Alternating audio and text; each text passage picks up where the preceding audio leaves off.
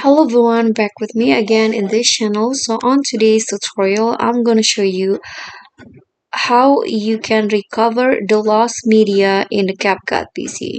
So as you guys can see here, I want to edit this project, but then I found out that the media is lost or the link to this media is not found. And what you need to do to recover it is actually pretty easy, and this can be done for all of the media types like picture, videos, or musics. So here you can just go to the media tab, click on the local, and then find the media that is lost.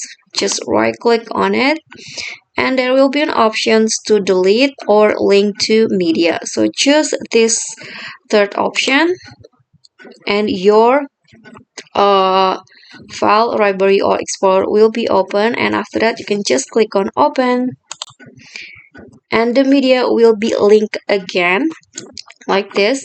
And this is for a picture, and this is a video, so I'm going to just do the same thing.